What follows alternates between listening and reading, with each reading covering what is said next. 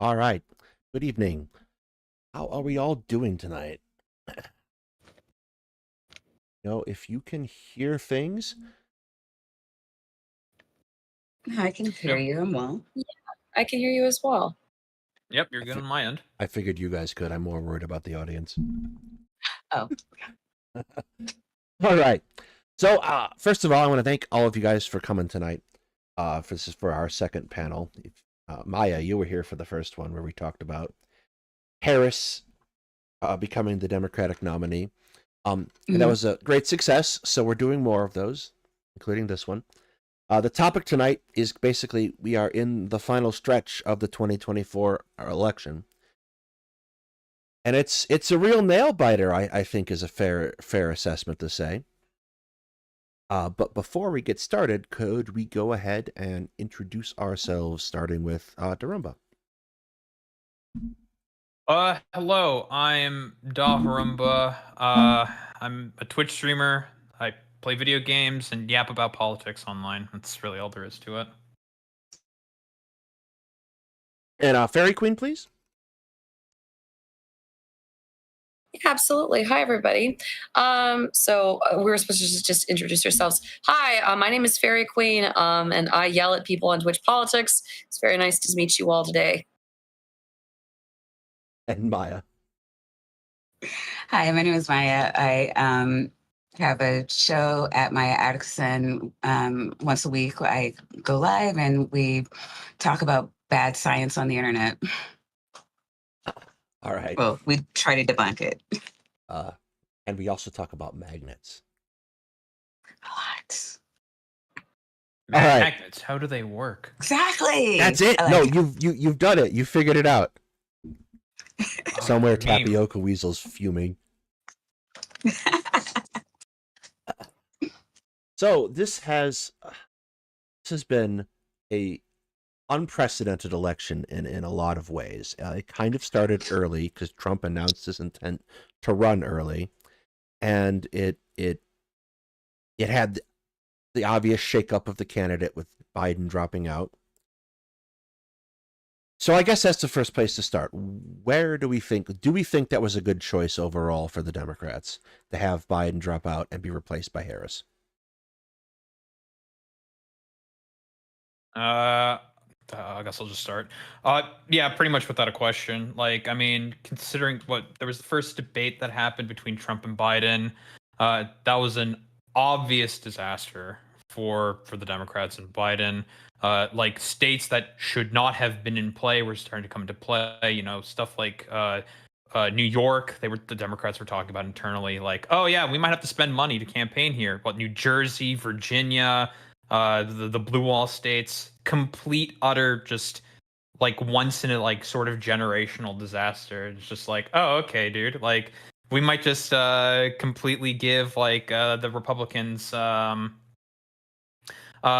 a complete utter sweep. And it's like, oh, that's great. Okay, cool. I don't know. I mean, I'm on the fence about it because I really do think that Biden I'm not a Joe Biden fan at all, but I didn't think he did a bad job, honestly. I really, I don't like the Dems. Like, I mean, I understand like the Republicans hold the narrative, and there's a lot of states that just don't get any left wing news, but the Democrats do a horrible job of marketing to the point where even like on the left, people are like, I don't think he's doing anything.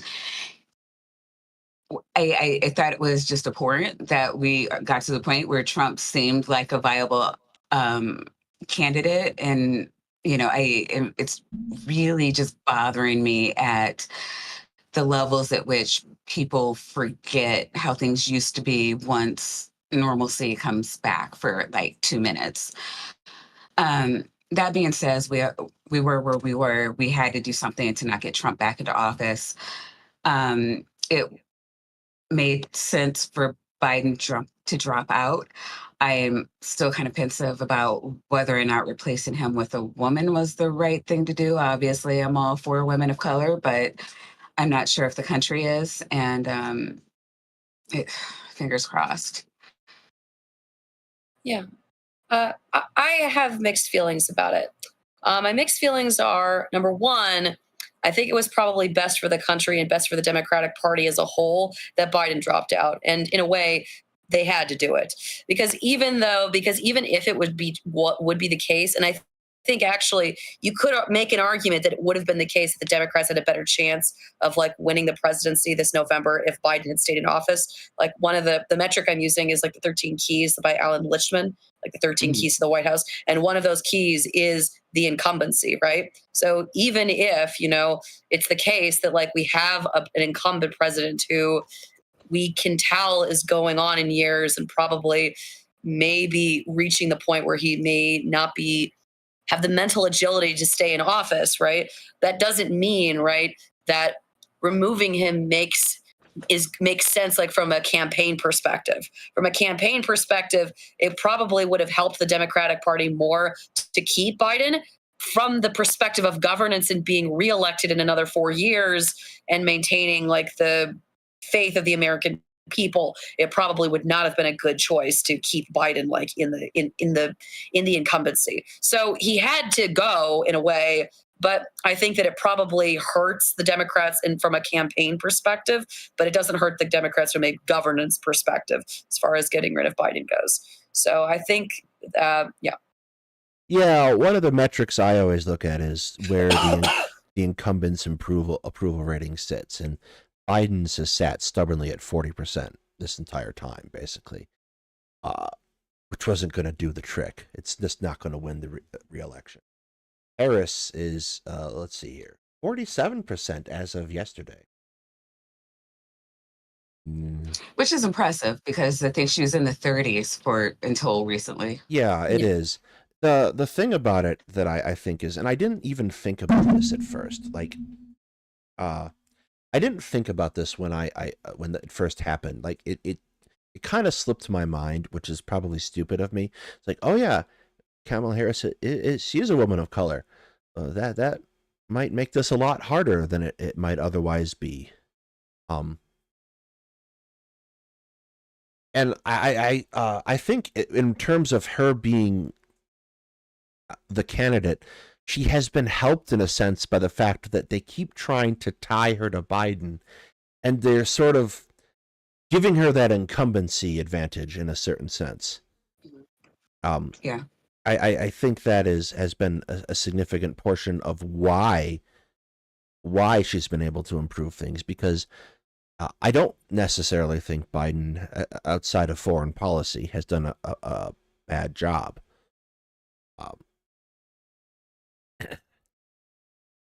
So it makes it a lot harder to argue that Harris can't do the job if she's attached to Biden's relatively successful presidency as is.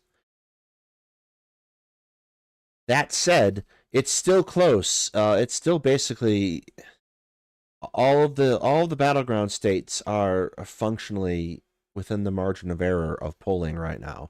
It's a very close election, and I have heard it said, and I'm wondering what you guys think. I've heard people been saying that the polls are overestimating this candidate or that candidate. Do we think that's true, or is this Tuesday going to be the nail biter that everyone thinks it's going to be? From what I understand with like the polls, like some aggregators mostly comment that like whenever like polling is like generally calculated for like what is it, like an aggregate poll or whatever, generally speaking, they have to like compensate for a lot of Republican biased polls. Also, generally speaking, how polls are conducted, it's over landlines, right? Who are the owners of landlines? Well, typically older people. Younger people mostly have like mobile phones, like whatever. So that's also going to skew polling, generally speaking. Like who older, I guess, for lack of a better term. So I mean, it could be like, it's like, oh, it's like, this particular poll has this like methodology, or like, oh man, or it's like maybe it's like trying to target like in this particular way. That's why I generally speaking, I don't really like try to put like maximum stock in like polling. It's like it can be like sort of like, oh, here's like an idea of like a general sort of trend or whatever. But like, unless there's like, I don't know, there's like really no way to like necessarily have like a perfect polling system. That's really all I can say. Very good.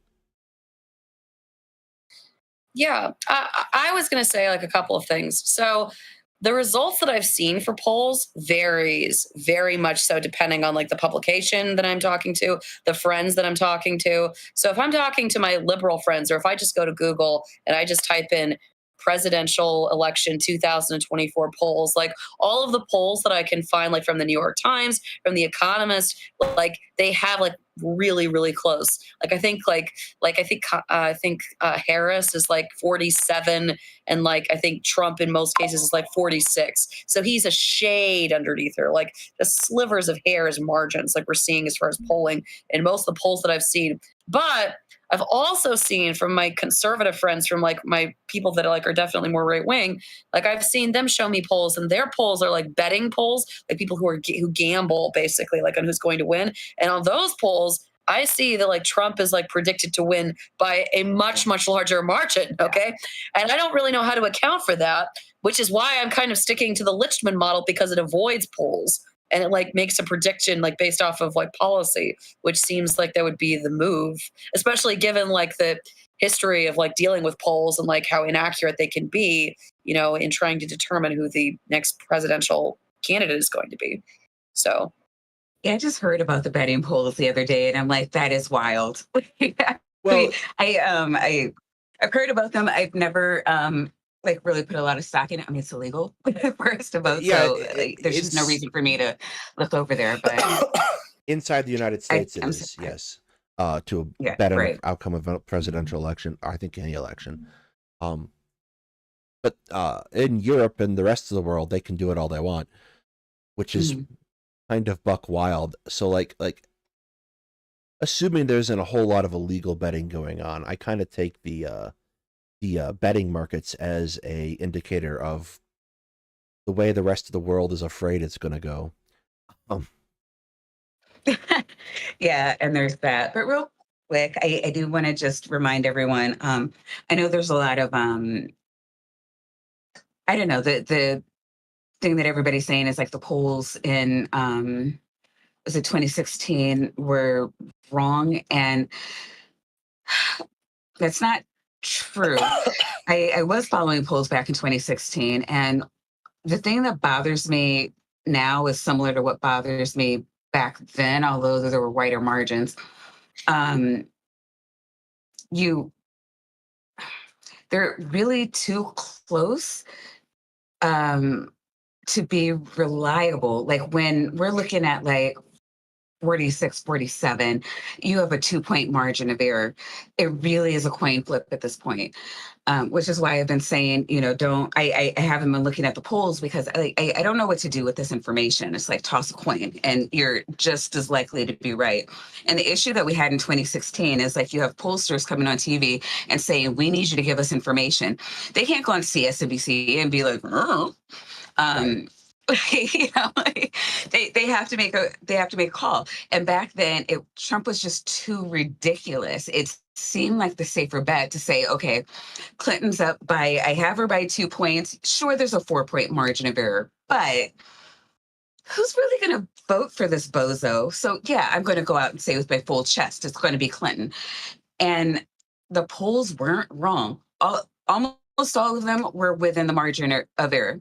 I don't know of a poll that has accurately assessed the electoral college. I mean, it takes a higher level thinking than what we currently have put into bots to be able to assess that. But, you know, if you're trying to look at states or localities, the polls are what they are. And again, it's not necessarily 1-to-1. They do get weighted. So if I'm a 20-year-old and I happen to answer a phone call to a pollster, my answers may be counted. I may be counted as if I'm 20 people, as opposed to, you know, if I'm 75, where my voice is my voice because there's, you know, 1,000 other people like me willing to speak for themselves. That being said, the polls are way too close. They are way too close. I mean, they're like neck and neck. And I'm the way I feel about the polls right now are the way I was feeling back in 2016, where it's just really too close to call when especially when you have sometimes Trump is here, sometimes Harris is here, but it's always within that margin of error. It's yeah. Yeah, it's a tricky thing. I think and it's really hard to get a feel for it. Too. Mhm. Like, for example, I live in Colorado, and I live in the district to which is being invaded by Lauren Boebert. Oh God, Who's going to win? really? Yeah, probably pretty handily. Honestly, she's got about a 5 or 6 point lead. It's gonna not even be close.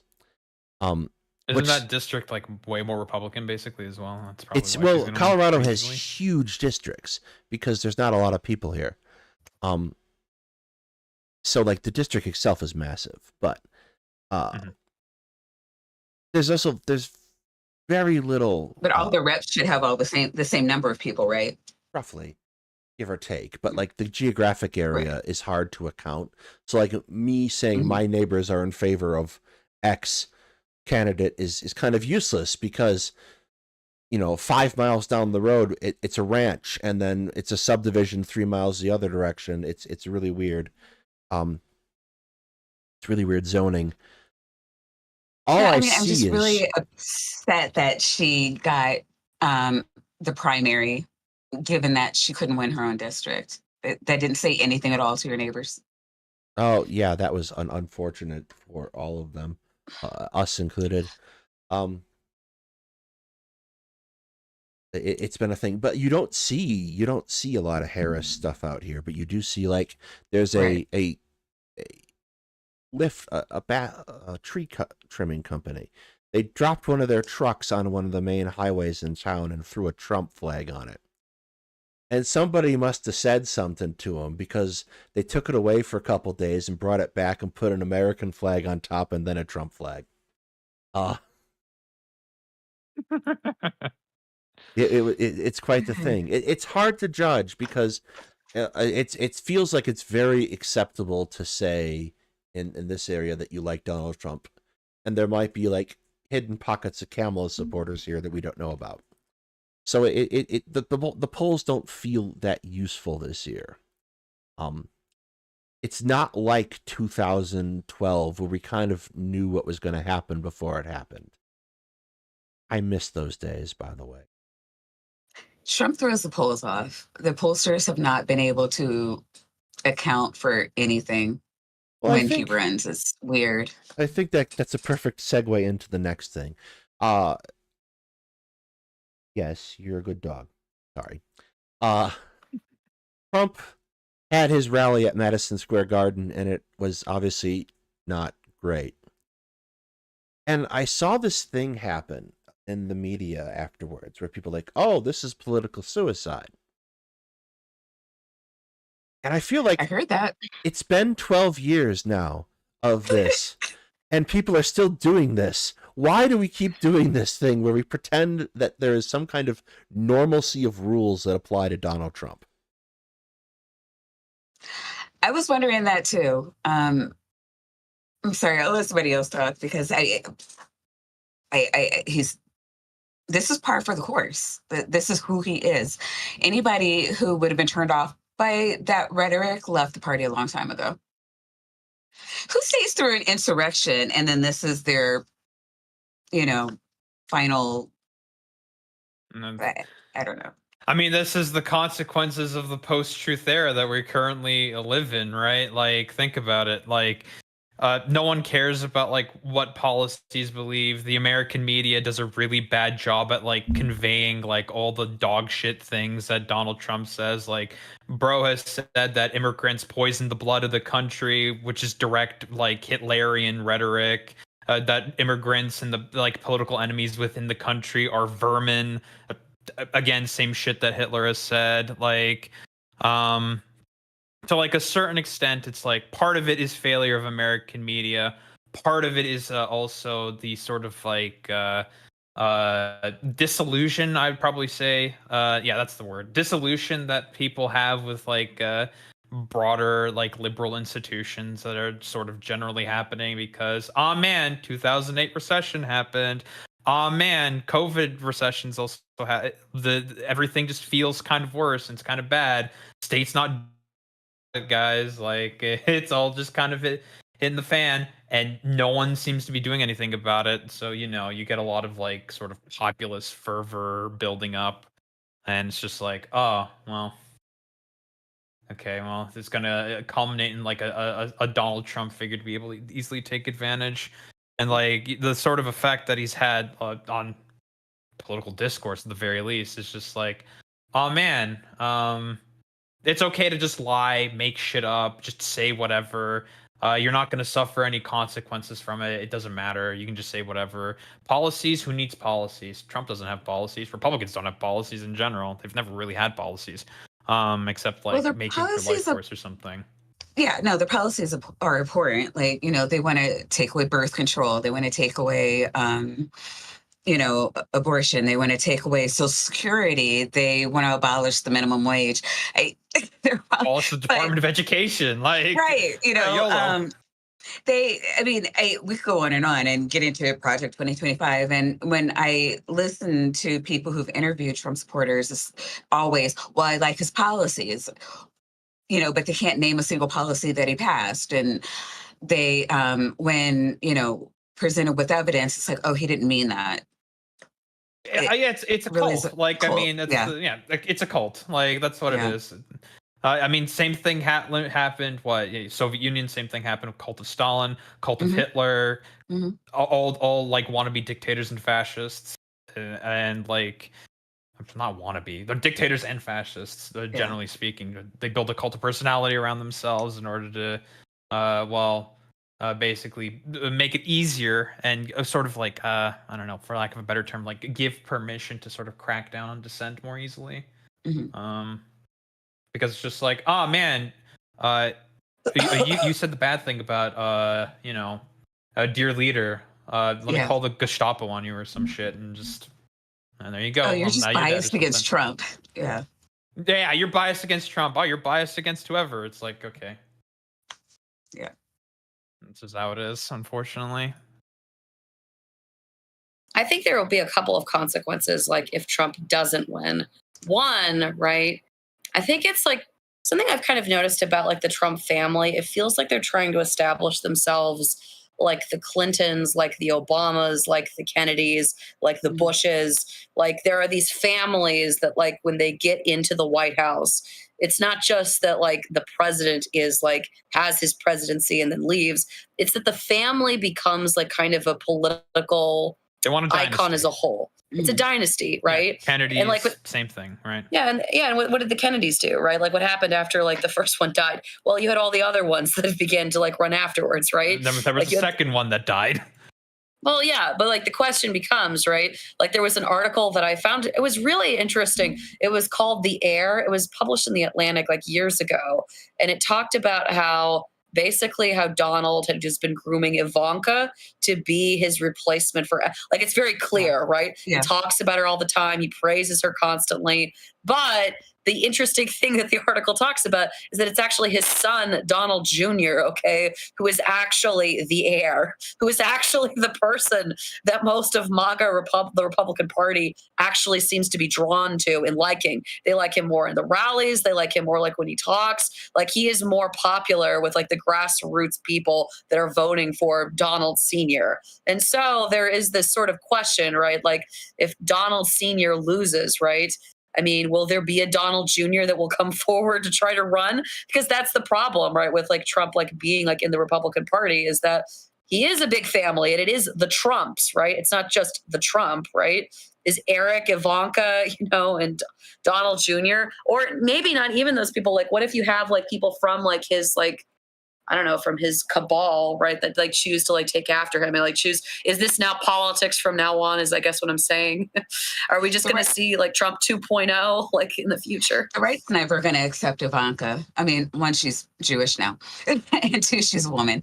And they're very, even the women are very open about women not being able to lead or do anything where a man is expected to follow. So, and I don't think she just happens to be Trump's favorite kid. I don't think he's thinking rationally about that, but he's a politician, but he's not really, he doesn't think like politicians. I think that if he were to get into power, there would be, the right would groom someone, the right would groom the party to accept someone else, similar to how they were with DeSantis before Trump weighed in on that. No, Dr. Tapioca, Maya has not forgotten about her show. She already told me she has to leave early.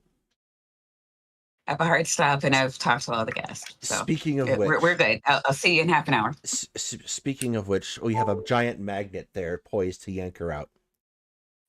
Anyway, I think Fairy Queen brings up a really interesting point, because I have made this point about the Democrats, is it does not seem like they have necessarily done a fantastic job at developing that kind of backbench of talent to kind of rise up and to make a competitive primary, because you didn't see it happen with Biden, even though he had some very clear weaknesses. You kind of saw, and I think the argument that Kamala Harris was basically coronated into the Democratic nomination is probably correct. I don't think it's necessarily a bad thing. But there wasn't a choice. There wasn't a position for choice. I'm sorry. There wasn't really a position for choice. And it has come down to, and this is, it has come down to this thing where we have the other half of why this election season has felt torturously long is because a lot of it has been wrapped up in this rhetoric of voting to save the republic, which feels really messed up. And the argument I consistently make is that I can't get up one day and go decide to arrest Donald Trump for what he did on January 6th, for example, as a citizen's arrest. The Secret Service would have something to say about it. It feels like a lot of really ineffectual arguments were made to this end, that we have to stop Donald Trump in order to save democracy, and that somehow comes down to voting when it should have been a function of the government that we had. It's just, do we think we finally settled on a message? The Democrats finally settled on a message that works, or at least seems to work? Because we haven't heard that rhetoric in a while. No, and I think that it's going to be a problem. Like I think that Harris is going to win. I don't think it's a gimme. I think it's going to be by very slim margins. At least that's based off of like what the polls are saying, and based off of like what Lichman's like prediction is, which is that she's going to win. And probably, honestly, I think it has something to do with the fact that she is a woman, and the fact that she is a Democrat woman, like running, like because abortion is on the table right now for a lot of like young women, like that's going to be enough to get them excited to go out to the polls in a way that probably wasn't true for Hillary Clinton in 2016. And also, I think, actually, I'd be curious to know if people like Harris more than they like Hillary Clinton. As far as like polling averages go, I don't know like how they would stack up against each other. But my suspicion would be that she's probably more popular. No, she's definitely more popular than Hillary Clinton. Yeah, I don't think that's really a question. Yeah. No, like Clinton had like a 2-year smear campaign following her announcement to become president. She actually had been very popular. I always said she should have ran in 2008 because she was insanely popular then. And then the Republicans knew that she was going to run, so they started their smear campaign. And, we got to, well, I don't mind voting for a woman. I just don't want that woman, even though I can't tell you why. I just don't like her, which is interesting. So, yeah, I'd be shocked if there was a poll that could show that she was not as more popular than Clinton. Like, it's hard to be less popular than Clinton. Yeah. Well, also, Sorry, go ahead. oh, well, I was just going to say too, like Harris has done a better job with memes, I think, than like Clinton has as well. Like I remember like the very beginning, like of like, I think it was Hillary Clinton's like memoir after she lost the election. Like the very first few chapters, like she's talking about doing yoga and drinking glasses of Chardonnay, you know, and interviewing camp counselors. And she sounds like my grandma, like the entire time as I'm reading through like this thing. But like when I'm thinking of Harris though, like Harris, you know, is brat. You know, there are memes of her being made. You know, the coconut tree thing trees. that was popular. I mean, it was memeable and it spread around. Like a lot of the things that like Trump, part of the reason like why Trump did so well during 2016 is because he was memeable. It was because he made people laugh and he was entertaining, and young people really connected with that. And that's something I think that Kamala is doing like really, really well, is that I think young people are connecting to her campaign in a way that I do not think they connected with Clinton's campaign years ago. And it is because of this memeability thing that's going on. So, and I also think that like she doesn't have the same like presence of evil that Hillary Clinton has, you know, like when you think of like Harris, you think of like her time as a prosecutor, you think of her time as like, you know, the memes of her as a cop, you know, like this is her coming in, like swooping with justice. When you think of Hillary Clinton, you know, you think of her like being Bill Clinton's spouse, you know, extremely self-entitled. Everything is about me, super whiny. Well, but you think about like a lot of like really serious things, you know, that happened, you know, while she was married. You know, there are reasons, right, is what I'm saying, okay, to dislike Clinton, right, that you wouldn't have, right, for Harris for the same reason, right? So it feels good in a way that it didn't necessarily feel for Clinton, right? But I do think, though, I think that this problem of messaging is going to outlive like Trump, because the problem, like even if Trump doesn't win this time, like, and even if he does run again, and he probably would fail, right? Honestly, if he tried to run like a third time after this.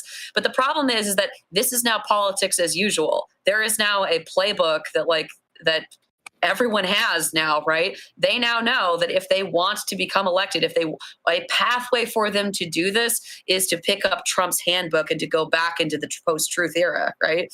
Like that's kind of what I'm concerned about, is that like there's going to be a new person. Maybe it's not Trump. Maybe it's not even from the Trump family, but RFK, right? Somebody like him, okay? Somebody who is a popular, charismatic, you know, candy spin, right? Who's going to come and like screw up the next 8 years, right? And we have to deal with that person, right? It's kind of like gopher, like when gophers, when you're like hitting them on the head with a hammer, right? You pop one down and then 3 more pop up. Yeah, I mean, they have been trying. A lot of people have been trying, and they haven't been able to match Trump's popularity. Maybe that's because he's still here. I don't know. But I mean, that's a good thing, because DeSantis was trying like really hard, and just, I don't know. I think he just didn't have the charisma to be able to pull it off. But I do share your concern, because we've lost all of the moderate Republicans, and like almost all of them have been replaced with MAGA. And that's, I don't know how we get anything done at this point. There's a really interesting effect I've noticed. There are a whole bunch of people who apparently are very happy to secretly denounce Trump that won't do it in public anymore. There are also people who are fanatically pro-Trump now. For example, Ben Shapiro, who in 2016 were terrified that Trump was the death of the Republican Party. Mm-hmm. There is a certain degree to which Republicans are very willing to go along with things. And I know both sides end up saying, well, our team never gets in lockstep. But like, Republicans seem really willing to go along with this if it will stop Kamala Harris. Like they leap onto these things. Like the messaging is very amongst like Republican is very quick to percolate through and go through, like the garbage meme that started in the last couple days. Oh yeah. I don't know if that's really been effective, though. I don't think it. I call think that it's into been. question, I yeah. think at this point it's very much them preaching to themselves and telling themselves to make themselves feel better about it. I got to make some good Vivek Ramaswamy jokes when he goes out and decides to cosplay as a garbage person. I'm like, good, keep that job. You'll be good at it. Still,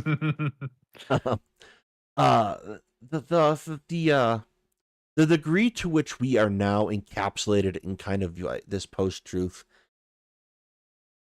bubble, I think, is the best way of putting it. It is a problem, I think, because it makes it hard now. Like, we have spent the past 4 years relitigating 2020 even now. It makes it very difficult to see if there's a path forward. It's like really on one level remarkable that Biden did what he did with regards to like passing an infrastructure bill and getting some manufacturing to come back. It is Trump's America first. We have to vote for him. Yeah, and like the latest thing, like Mike Johnson talked about, is just like, yeah, we're gonna get rid of the CHIPS Act. Actually, it's just like, it's like, wait, what happened to America First, guys? Wait a minute, what's going on here? America first, as long as it's not a Democratic program. Right. Nice. Yeah, I. What do you think we would have to do to try to move past this post-truth situation we find ourselves in? What kind Shut of down Fox News, OAN, Breitbart. Yeah, but that's not gonna happen. Because if that happens, like Republicans are gonna like scream to the nines, like they're sending their FEMA, the whatever the heck thing to crack down on us Republicans. How dare they do this against blah blah blah. I mean, it's like why you have like CNN trying to also like Oh my God. Yeah. yeah, cringy. it's like we need to be like more conservative because like we want to not be as stinky to the Republicans or whatever. I Yeah. mean Well, there's money overall, over there. like what's the biggest problem? It's the commodification of media, obviously. Mhm. The fact that privatized media, it's like, well, we need to make a profit. It's like, oh, well, how are we going to make a profit with like media? It's like, oh, we need as many eyeballs as possible to pay for our subscriptions, to give us our ratings, and like whatever other crap we need to like sell ad space, and that's the only way we can make money. So I mean, the best solution, obviously, just nationalize the media. All right, no more like privatized media. Make it all like PBS or whatever. But I mean, is that like a realistic solution? No. Well, okay, and I That's say right. this because, and I'm not the history major here, but when I think about like the rise of Nazi Germany, what I'm thinking of is the rise of the charismatic leader, the propaganda that fed into the fears of masses that got them on board and excited about annihilating their neighbors. And that's what I'm seeing here. We have to cut the propaganda off. I mean, because it's Yeah, Democrats are too cowardly to do that. That's not going to happen. I mean, unfortunately. since it was asked, it is what needs to be done to move past this, and we can't move past this as long as they're being lied to. I have a little bit of a different view. I don't think that it has to be quite that extreme. I think that Well, part of what, I'm not Oh, saying yeah. that we cut. I don't think it's feasible nor right to shut the agencies down. Maybe regulate or news or what can be called news, things like that. I think that a possible solution might be that, when I remember seeing Waltz and Vance, in the vice presidential debate, I remember thinking to myself, I really wish these guys were the people running for president, because to be perfectly honest with you, okay, I would rather have either of those people over our current selection right now. Because like, at least from like their debate performance, I thought that both of them did very well. And even though I don't agree with necessarily everything that either of them had to say, I thought that their performance and the way that they treated each other during that interaction, that was vastly better than anything we saw during any presidential debate I've seen from Trump in a long time. And really, from a presidential debate, like I'm not used to seeing that. And I think that probably really the way forward is probably to start swinging our weight behind candidates who really appeal more towards the middle. So candidates who are more like Waltz, who are more like Vance, people who we may not necessarily agree with, but probably who deserve to have more airtime, right? Than somebody who like shows up like with orange bronzer paint. So I mean, I'm not going to say that Vance isn't better, but that's hard to say. Vance is opportunistic, so it's hard to say whether or not he's better than Trump, who I don't like because he's largely opportunistic. And you have to remember that Vance only portrayed himself that way because he actually has a really bad image issue with the right. So he had his handlers were saying, okay, you need to appear this way. But like he lies routinely and has actually said a lot of things that are to the right of Trump. So I don't know. I'd like to Also, I don't know. I'd be happier if there was like even a Mitt Romney running right now. yes, the current crop of Republicans make me miss the last. I think. Right. Like, I was thinking back the other day to that 2008 town hall that John McCain did, where a woman got up and started saying things about Obama being a Muslim and X, Y, and Z and not being an American. And McCain said, no, he didn't. Or no, he isn't, etc. He stood up and defended that. And you don't see that anymore. And to what you're saying about Vance, Fairy Queen, I also think it's worth remembering that Vance was very much behind what turned into a pogrom against Haitian Americans living in Springfield, Ohio. And he did that pretty much without remorse. Which double down even. Which kind of bothered me a lot. It was about that point that my brain broke this year. I'll be perfectly honest. When we got into they're eating their cats and dogs thing. So yes, shutting down Fox News and OAN and Newsmax and all that would pose a fairly grave injury to the Constitution. But I can't help but wonder if there doesn't kind of need to be that removal of a commodification of news. The other thing that I feel like happened that really messed with me is when multiple newspapers declined to do endorsements this year in order to hedge their bets. And that was crazy. Yeah, they did do that. Like the Washington. But sorry, go ahead. Yeah, the Washington. Oh, well, I saw the Washington Post, like from Jeff Bezos, but I didn't think that was to hedge his bets. I think he said that the reason why he did want to endorse a candidate was because he was afraid about, one, influencing the election, and two, that the American people don't trust the media anymore. And so if he came out and if he endorsed, a presidential candidate with the paper, then it would make the paper look like a less credible source to use from, because then it's obvious that they're biased politically and like who they're endorsing. I'm not sure if that. I'm not sure if I buy that. Sure. Yeah, I'm not sure if that necessarily matters, because at least sure, you're gonna lose a certain segment of 30% of the population or whatever. But who cares? At least you're more likely to get more people on your side, because it's oh wow, you're actually taking a brave, bold stance, very, very based of you or the whatever.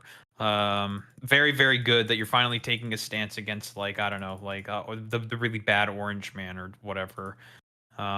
There's also the expectation. People are gonna like that. The expectation. The New York Times and the Washington Post are papers of record. These are citable papers. They come up in database searches. Their endorsements matter to a certain extent. I don't know. Also, the LA Times declined to endorse as well. And that's unusual behavior. There is a certain amount, it feels like the media is kind of abdicating part of their responsibility.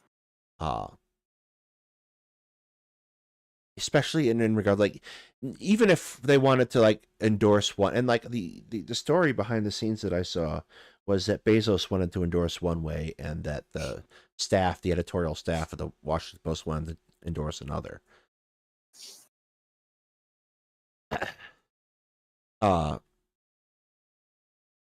Hi, hang on a second. No, hi. One moment, please. No worries. Any wowies in chat?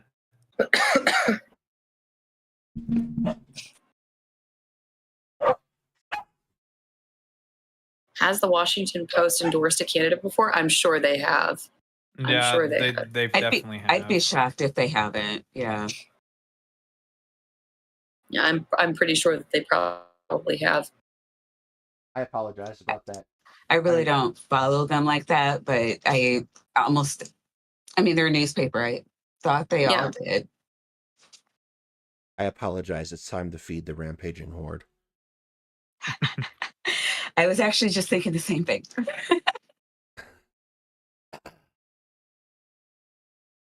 Yeah, so like there is a certain degree of which I was deeply disappointed in the decision that was made there. I don't know if it'll make a difference in the end, like the election, but it's one of the expectations of normalcy we have, is that, you know, the newspaper editorial boards come out and they do their endorsements. I think it was to hedge their bets. I think they're looking at declining the readership, especially with print newspapers, and going, well, we don't necessarily want to piss people off. It would have made so much more sense to just like not say anything than to actually announce that they're not endorsing either candidate. Yeah.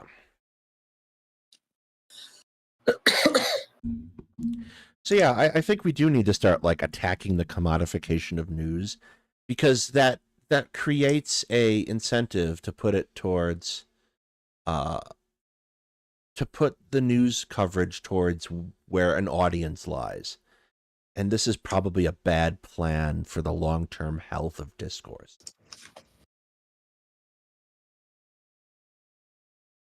I don't know that I entirely agree, Daedalus. I think that for the newspaper to say that they refuse to like endorse a candidate in either way, especially like if it is a major publication that has a history of doing it, if they're doing it for the principled reason that they don't think that like a national newspaper should endorse political candidates whatsoever, because they're meant to be viewed at least somewhat through a lens of objectivity. They're not supposed to be particularly partisan one way or the other, even if that's not actually how it winds up.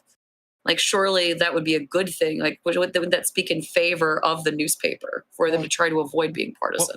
Well, I mean, isn't that what's causing the problems to begin with? The fact that they're trying to look as centrist, nonpartisan as possible. Isn't that like the overall issue? No. Well, the other thing I would say is, if that's the case, then why have op-eds at all? Because op-eds are very often viewed as indistinguishable from the news reporting of the paper. You put the op-ed in a particular paper in order to attract a particular audience in the first place. Like, if we're not going to do the one, then we probably shouldn't do the other. It just doesn't seem consistent. Yeah, I mean, also, if that is what was actually going on, we wouldn't have seen them lose staff the way they did either. Yeah. And I would expect them to have made the call a lot earlier than they actually did. You don't wait until the time that you're about to, that you would normally release your, that you would normally weigh in and then be like, oh, well, we decided that we're not going to say anything. I don't know, just the whole way that this was done looked sketchy, especially coming from Bezos. Yeah, also, like, this was like, what? It wasn't a demand from Bezos. I saw that in like Daedalus' chat, and like, that's why it looks pretty bad. It's just like, oh, look at the billionaire owner, like, taking, I guess, the reins of like. And it's. The editorial board said we want to endorse Harris, and then Bezos is like, you know what? We're just not going to endorse anybody. Yeah, like that's just like that's not a good look. That looks pretty bad. Just saying though. That's pretty bad. And it's obviously, and it's not as bad as, for example, Elon Musk, who has been blatantly interceding on Trump's behalf on Twitter and elsewhere. But it's still like, it's still a significant problem. Yeah, I do have to make a hard stop. I agree with you. And man, we could go. But you should do a Musk stream. That, I mean, just the way he's been weighing in, like that's its own whole hour. Yeah, probably. Maybe I want to see how some of these latest accusations against him turn out before. Me too. All right. Well, I want to thank. Oh, is that about the $1 million sweepstake? Well, the $1 million sweepstake, the chance that he might have overstayed his visa, is pretty telling too. But anyway, I want to thank you for coming out, Maya. Maya's gonna go have her channel's 1,000 sub stream, which to check out. Nice. She's also gonna have a regular show, A Bad Science Sunday on Sunday. I will be there. And who's like, yeah, you will I be there. We'll be talking about crazy Nazi occultists and other occultists because I like context. Yes, and I can't wait. I have been wanting to do something like this, and I am so glad that you and I were, I guess, ran into each other or found each other, because it's Titan's fault. It's Titan's fault. It's always Titan's fault, yeah. But no, having somebody who actually understands like the intricacies and the background of Nazi propaganda, it has, I don't know, for lack of a better term, been a godsend. It gets worse because my hobby is researching occultists too, as a side thing. So we'll have a lot of fun. Ooh. All right. Thank you so much for inviting me. You guys have a great show. Thank you. All right. Where was I? We were on a media. Okay. Notes. Sorry. Side note, I need to get a chair like the one Fairy Queen has, because that looks really comfy. It's very comfy. It's great, like honestly. That looks like the ideal setup. I consider how many hours I spend at this desk a day. It's one of the gamer chairs. You gotta get a gamer chair, DX Racer. It's true. So yeah. Moving on from yeah, and we won't go to. Moving on. Whatever you're good with. From the meet, we do shows based on how long my back holds out. It's another reason I gotta get one of those chairs. You brought up something interesting about the vice presidential debate, and I had this concern too, is the feeling that the bottom of the ticket is more energetic and exciting than the top, especially in the case of Tim Walz, especially when he was first announced. It kind of felt like he sucked all of the oxygen out of the campaign. And I cannot help but wonder, and this is obviously pure speculation, do you think that Tim Walz, being as popular as he is and being as kind of folksy as he is why Harris isn't necessarily performing better? Yeah, that might be part of it. The other problem with Harris that I've noticed this, like, it's not just one or two gaffes, it's like multiple times I've noticed this, like when she like gives answers to questions, is that like Harris is more likable as a candidate in a lot of ways. Like she seems like more, and like she has like a better track record as a prosecutor. All those things are good, but it's undeniable that like she has a lot of Sarah Palin moments, like when she's like in interviews. She has gaffes. Like sometimes she doesn't answer a question completely. There are times like where she kind of gives like the model United Nations answer, when she's like asked a question, and like she will go back, something that is clearly rehearsed, something that's clearly been given to her by an aide, in a back room, and I also think that her talking about the other reason too, like you mentioned the folksy aspect of like Tim Walz. It's more believable when Tim Walz talks about being middle class than like when Harris talks about being middle class. Like, I think. I know that this is probably not going to land with like a lot of other left-leaning like voters or like Democrat voters, but the fact that her father is a professor, even if her family didn't have a lot of money, that speaks volumes, right? In terms of like how you fit in as far as class dynamics, right? So even if it's true that like her family didn't actually made as much money as Waltz's family growing up, the sheer fact that that is the title of the job that her father had, I don't know how to explain it, but it takes away some of the folksy aspect, right, that we might associate with Waltz, if that makes sense. And there's misogyny, of course, ladled in there too, right, which is on top of that, right? The fact that he's a man and the fact that she's a woman whose father is a college professor, you know, that is something that probably hurts her more than helps her. Yeah, I would think. Yeah, it also doesn't really help that the sort of like rehearsed like DNC like, because it's fairly obvious like why a lot of the attitudes amongst the Harris campaign changed. I mean, this is like all post DNC sort of stuff. It was completely different pre DNC and then post DNC. Like she had to absorb the Biden infrastructure because obviously she didn't really have much of her own, because like, oh, I couldn't have possibly anticipated to have to like now have to start campaigning like 3 months out of the election or whatever. So it's like, well, Biden has the infrastructure, the offices for like, I don't know, like canvassers or whatever put in place.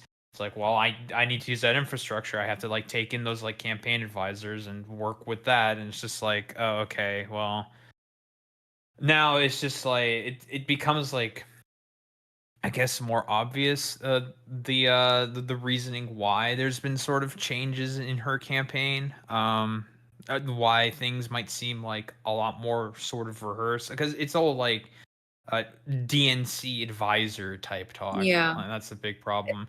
And like especially with like the sort of chaining of walls, for lack of a better term. Like, you know, he used to be like more aggressive in like rallies, calling Republicans weird constantly all the time. We know that got dropped. Like the DNC said, like, hey, can we not call those guys weird? We kind of want to court them. Or like what was the phrase that Kamala Harris was originally going with? Like, we're like unburdened by what has been. No, it's not that. Like her initial slogan is that like she's like the new future, not like the new future. Like that basically she was like taking the moniker of like, yeah, we're what's going to go forward, more or less. That got dropped for like this more, I don't know, I guess like freedom sort of messaging, or like turning the page. That's what it was turning the page. Yeah, we're not going back. There we go. Yeah, there we go. Thanks Daedalus chat. We are so back. My chat is useless. Okay, they don't say anything. My chat is very used to me not remembering things. Yeah, okay. Yeah. There's been like a lot of changes in terms of like sort of rhetoric, like I guess like reaching out, like, because like what was like most effective? Attacking the Republicans. Because guess what? Yeah, Republicans are weird. Look at them. Look at what they say. Look at how they act. You guys are freaking weird. Like, that's why it was like really good. It was like a very, very sort of like memeable thing. Like, because yeah, these guys are freaking weirdos. I mean, like, okay, here's an example. Like the counter example to like Kamala Harris would be probably be Sarah Palin, right? Sarah Palin had a lot of very dumb answers, right? Routinely in interviews. The Katie Couric interview, disaster, right? Like Sarah Palin would routinely make gaffes. She would routinely say things that were dumb, but people loved Sarah Palin, okay? They loved Sarah Palin. Sarah Palin was very popular with her voter base. And part of the reason why she was popular was because she had the folksiness to her. You know, she lived in Alaska. She said that she could see Russia out of her kitchen window. You know, that was Tina Fey. Hang on. I was just about to bring something up about that, but that was Tina Fey, right? The I can see Russia from my house thing was a SNL bit that was so Sarah Palin-esque that it became associated with Sarah Palin. No way. Yes. No way. Yeah. That's not something Sarah Palin said. No. I so believe that it was. No way. I thought that it was. How about that? However, Like, Dmitry Medvedev did turn around. He was at that time prime minister of Russia, going to be president for Putin's break. Did turn around and say, "Wow, you really can see Sarah Palin's kitchen from here." So, yeah, like it's. I think I think that did, like, SNL was on point in 2008, and they haven't been this year. Their impressions of the candidates haven't been. So, like, to a certain extent, I kind of feel like Tina Fey helped Sarah Palin with her base, and like we all got to laugh at her on this side of the aisle. But yeah, the I Can See Russia from My House thing was definitely, I was just about to bring that up. Definitely, though, iconic, but it was Tina Fey. That's hilarious. I had no idea. I thought for sure it was Sarah Palin. That's crazy. That's how good it was.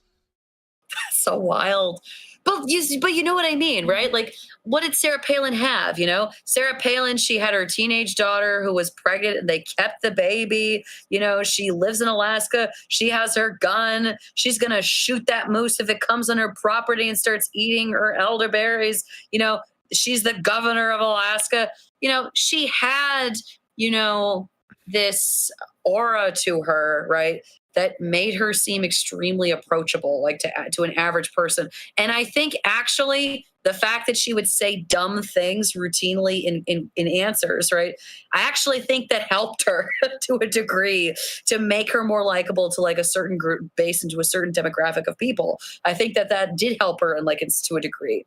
But I don't think that, and I think that is, I'm not sure if like that's exactly what's happening with Harris though, because with Harris, it kind of seems more like she's been like clipped out of context, or she's like a picture has been taken of her at a bad moment and it becomes a meme, right? It just blows up on the internet, right? It's like one of the early YouTubers from like the early 2000s, right? Where they get clipped at like having a gaffed moment, like in the middle of like a stream or in the middle of a YouTube video. And it just goes viral, right? It just goes viral and tons of people are talking about it and watching it.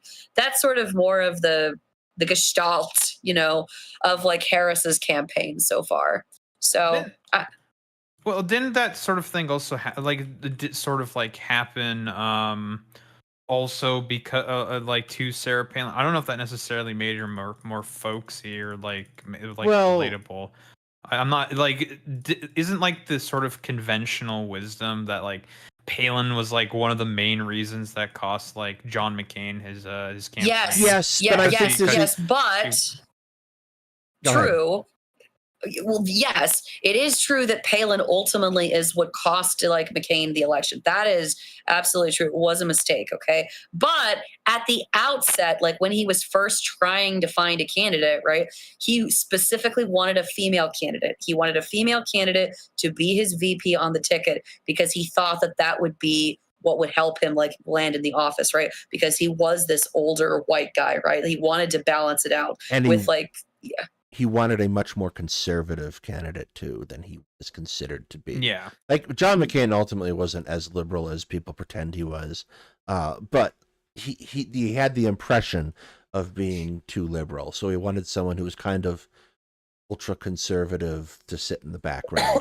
There's also, I think, a huge difference between 2008 and now is the level of penetration that social media has and the adeptness we have at using social media to reframe discussions. That might have been wildly different than it might have wildly differently affected Sarah Palin's vice presidential run in 2008 than it would have. It might have made it much different than it would ended up being. Like the degree to which a lot of this stuff is happening now in places that are like TikTok that I am apparently too old to use properly is really remarkable. So it's pretty crazy. Yeah. And the conversations too, like after like that interview with Sarah Palin, like there was Fareed Zakaria, like he talked about like his concern with Sarah Palin. And his concern with Sarah Palin was, I'm concerned that this person doesn't have what it takes to be the next president, you know, in case McCain dies halfway through office, right? Like one of the things that he said was, the problem is not that she doesn't have the right answer to any of these questions. It's that she clearly does not understand the question when the question is being posed to her, right? And that was apparent, like when you watched like a lot of her interviews, was that like it was very, very clear, right? That it wasn't that just that she didn't have the information to respond to the question. She did not understand the actual question that was being presented to her. And that doesn't seem to be the case, like with Harris, to Harris's credit. Like Harris seems like far more competent than Palin ever was, right? But it still kind of feels though sometimes like when she gives answers to some of these questions, right? It's not quite a, I can see Russia out of my kitchen window kind of a gaffe, right? But it is sort of like, as like, I think you said this, Da Harumba, I can't pronounce your name. It's all good. Yeah. But like, it does feel like a DNC rehearsed script, right? That we're hearing. It doesn't really feel like an authentic answer to the question that's being posed. Yeah, I think part of that too is that you don't benefit from giving detailed answers about policy. It's better to say we're going to support all the people, or we're going to pay for all the houses, and to not get into specifics, because specifics are what's going to trip you up. Because the art of doing is much different than the art of running.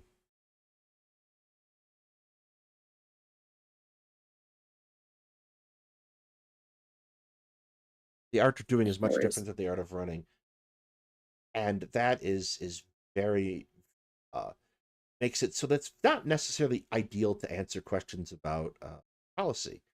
To the point that I think we sort of accept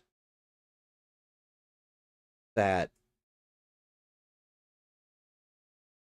Hetman, if you are strictly speaking the co-host of this show, if you want to show up for the last half an hour, you're perfectly welcome to do so. Sorry, chat. You end up in a situation where you don't want to talk about doing, because how you're going to make the sausage isn't really what people want to talk about. They just want to know what you're going to do. And that, like, Hillary Clinton did that in 2016. She was very I'm going to explain policy, and people kind of yawned through it. So like, I can certainly see why she would get in that position. No, I mean, I definitely can understand why, right? Like, for sure, right? But at the same time, right, if you're going to be a politician, right, like, maybe people don't want to know how the sausage really gets made, right? But if you're a politician, you have to be able to shoot and chew bubblegum at the same time, no? Right? Like I mean, it's exactly like what Jeff Bezos said in that article. It's not enough just to be telling the truth. And it's not enough just to be honest, right? The people also have to believe that you're honest in addition to you being honest at the same time. Those are two things that you have to be able to execute at the same time simultaneously, like if you're going to be a figurehead for the nation, right? So, I mean, like, so even if it's true that like she has like, and I'm certainly sure it's true that most people don't want to go through, pages and pages of policy, right? Like with a lot of boring details. I'm sure that's true. But as the person that's going to be the president that wants to sell this to me, you've got to make it sexy, man. Okay. I don't know what to say. Okay. You're the president. You got to pitch me your platform if you want me to buy it. Right. I mean, I think wasn't that sort of what was happening again? Like, this is like a pre-DNC sort of thing, right? That was more or less like, the campaign was fun. It was joyous. There was, it was like a sort of air. It had like 2008 Obama energy initially, but then post DNC, it's just like, well, now it's more like a Biden campaign. That's like, then it's just like, well, Biden. That's like the guy who like sort of had to drop out because he was like too senile. Yes, we've forgotten the first love and we've embraced the first hate, okay? The first hate of Trump. That does seem to be like what's gassing up the engines, right, of voters like at the tail end of this. But you never know. I mean, we'll see like how it turns out. I have to be honest with both of you. After like the hurricane, I am like pretty critical of like Harris and Biden's response to that. So I'm not, and then there's the I haven't really talked about like the Ukraine or the Israel stuff, but like there's that to be concerned about as well. I mean, let's just be honest. Like it's not going to be fun voting blue this year, okay, for at least those two reasons that I just brought up, you know? Well, yeah. Well, immediate point of contention that I'm going to have here is about the hurricane response. The problem is that there's a Republican House right now, and Mike Johnson explicitly, to attack the Democrats politically, blocked FEMA funding, like explicitly. Well, what specifically what he did is he did not call Congress back to vote in more funding, so FEMA was left with only what they had available. I don't from now. Just digging into my inexhaustible thing, America. I don't think there is a necessary budgetary system that lets Biden pull money elsewhere to put into FEMA, because I think Trump tried to do the exact opposite: pull money from FEMA or pull money from the DoD to pay for the border wall, and I'm pretty sure that was blocked. To be done through Congress. All appropriations have to go through Congress. So, like, I can certainly see being upset at the response to the hurricane, especially because I think you have family there, Fairy Queen, if I recall. No, I don't have family here, thank God. I was in South Carolina. I have students, okay, who were in the mess of the hurricane. Yes. I don't know if it was. I don't know if there's anything else they could have possibly done there. I think you would have an absolutely legitimate point in, because we obviously spend a great deal of time talking about Ukraine and Israel here.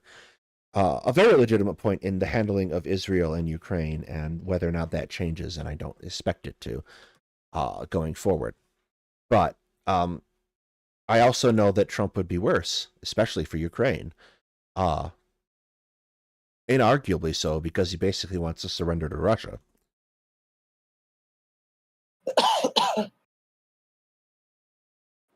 I mean, listen, I'm not supporting Putin anytime soon.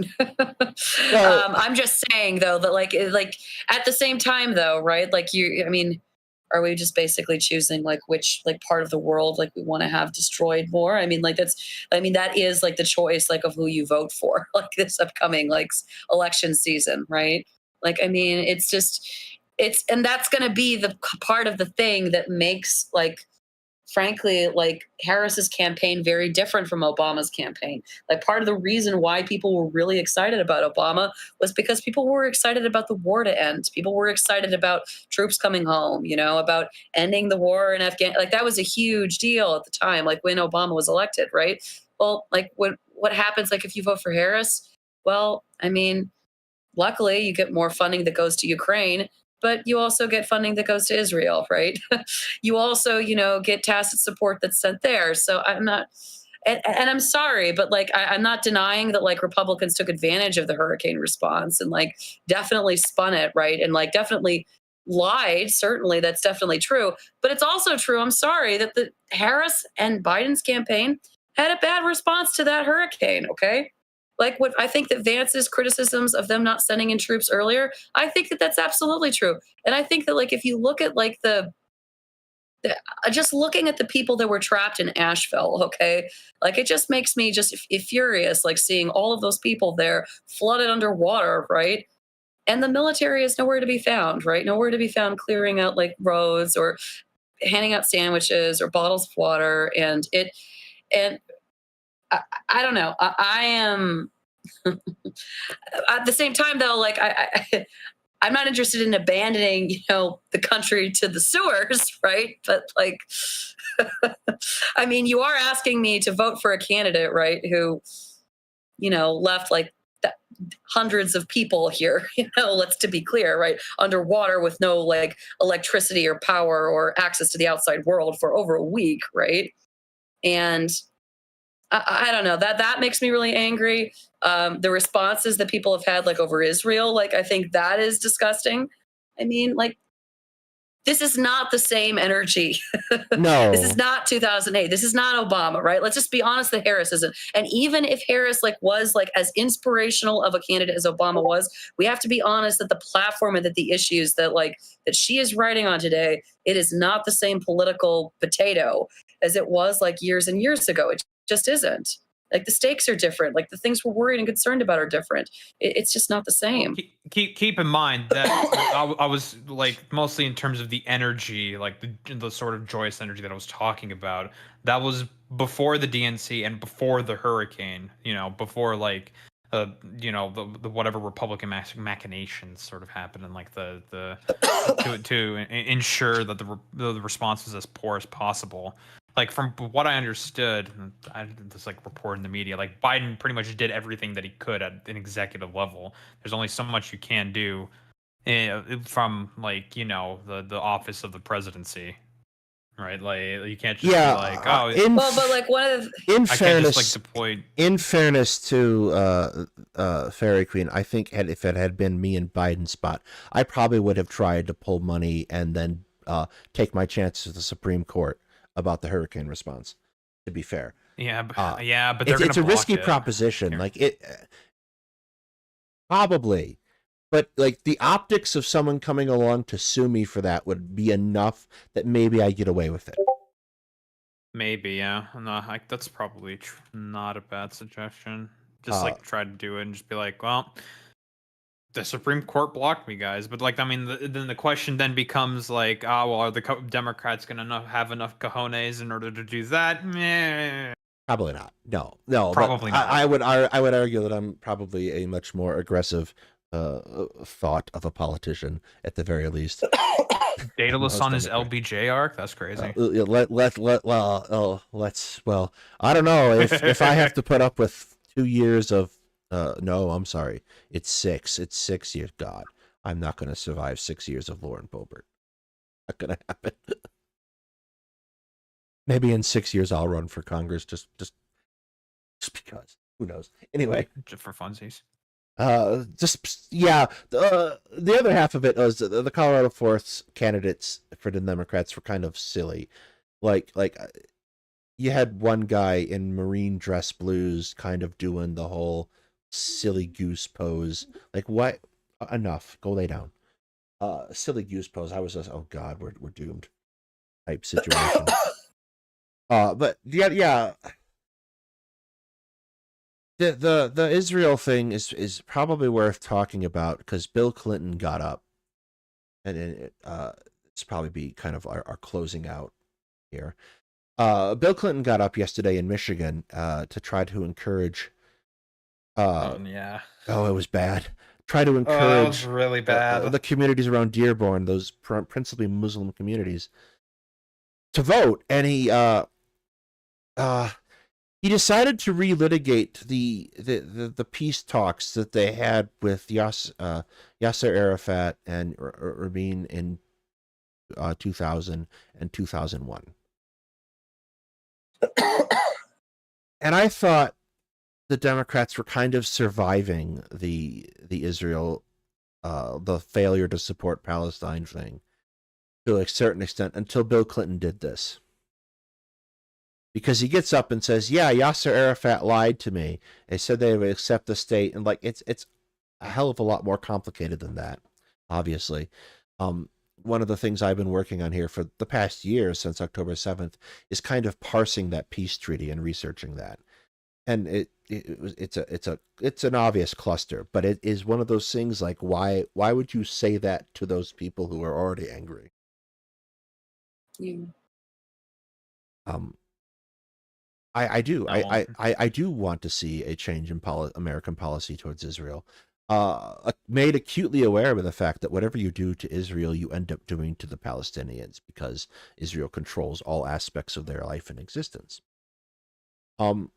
That said, I think bearing in mind again Donald Trump's actions on Israel, moving the embassy and acknowledging Jerusalem as the capital, and the efforts that they make to try to bypass Palestinian statehood for Arab normalization, all of which would be worse in the long run for peace in that region. So, like, not excited and not charismatic as she might, not exciting and not charismatic as she might be, ultimately, you still pull the lever for Harris. We vote by mail here, so it's already happened.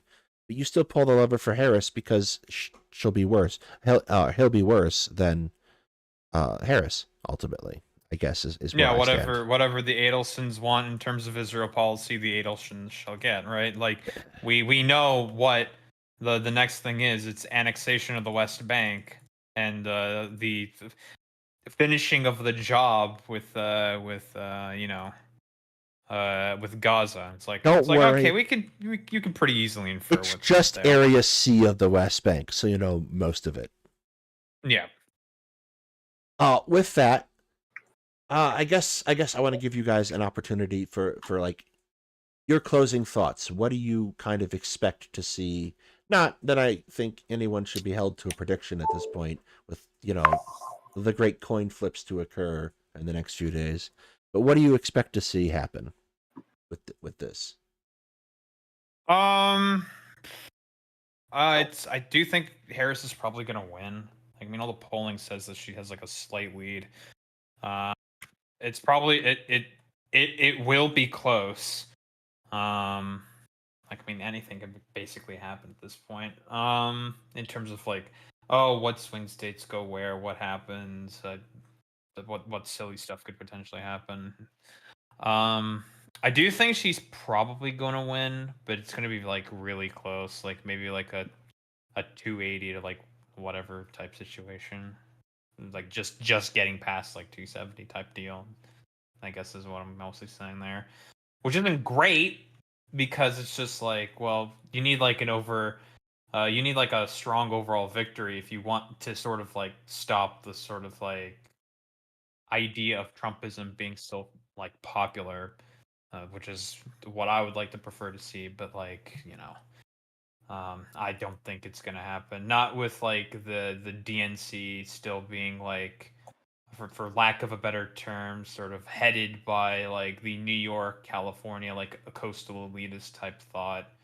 I think that's only going to be really possible, and this is my sort of hope that that era will eventually come to an end, and you have like a lot more like sort of Midwestern Democrats coming into like positions of prominence with like within the DNC, because like all Midwestern Democratic governors, they are all very popular. Walz, Whitmer, Pritzker, all of them are very, very popular in their states. So, I mean, that's like my sort of overall hope, that the sort of like, I think it's honestly, it's like the only way the DNC could probably move forward and still exist as a party, is if the sort of like New York, California coastal elitist thought just dies and gets replaced with that. But it's going to be close. If that change happens, I don't think it's going to be as close. I think like Democrats are just probably going to keep beating down Republicans constantly. It's not going to be close, but we just got to wait and see at this point. I agree with his assessment regarding like the presidency. I think that it's going to be really close, but I think that Harris is going to win. And I say that based off of the polling data and based off of Lichtman's predictive model, both of which say that like Harris is predicted to win. Now, the question is what happens after she wins, okay? Like what the reaction will be. And what I'm afraid of what's going to happen is like, I think that she'll win.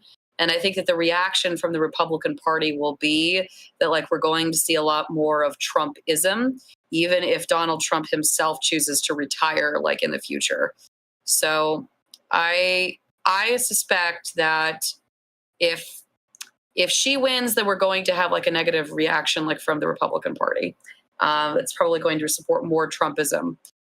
If she doesn't win, though, and if he wins instead, there's a potential that like people would become sick of like what he has to say. It would become sick of Trumpism whole heart. And it would mean that maybe like this would actually eventually die with his like second presidency. But I'm not really sure. It would depend like basically on like what's happening. I also think that it's very likely that the Democrats will eventually get smart, and we probably will have like a bunch of younger new candidates like in the Democrat and the Republican Party who will copy like Trump's style of like running, and that probably will be the future of like election seasons for the next couple of cycles would be my guess. But I think we're probably going to have more conflict. I think we're probably going to talk a lot more about war, and we'll wait and see what happens. Well, I'll be busy either. Yeah, there's a part of me there's a part of me that this is probably just a pessimistic part of me. I want Harris to win, obviously. The part of me that's really afraid of Trump winning. We'll all come move into Daharumba's house at that point. Wait, I can't fit that many people in here. Wait a minute. There's 300 million of us coming over. Make some room. Oh, I don't think you should come up here. We're pretty cooked up here. 2025. You ready for our Trump? That dipshit Pierre Poilievre. Like, that's gonna be great. We're cooked up here. The Liberal Party is basically collapsing. So you know. Obviously, Avery doesn't care as long as he gets to play with his rings. All right. With that, I want to thank you both for coming out tonight. I appreciate it immensely. I hope you found this to be marginally pleasant. Yep. With that, I'm going to throw up Maya's stream because she's in the middle of it, and Sunday is streaming, but we aren't allowed to dump people. Porpoise is we aren't allowed to dump people into other streams yet, so here's Maya's stream. And thing. President Sunday decided to stream. Oh, you have to get to like a certain threshold to like rate out to people on like Yes. YouTube streams? Yes, you do. Oh. Okay. Weird. I guess it makes sense. All right. Oh, it's actually not a bad idea. With that, I want to thank everybody. Hope you have a good night. I will see everyone on Sunday on a Bad Science Sunday. Have a good one.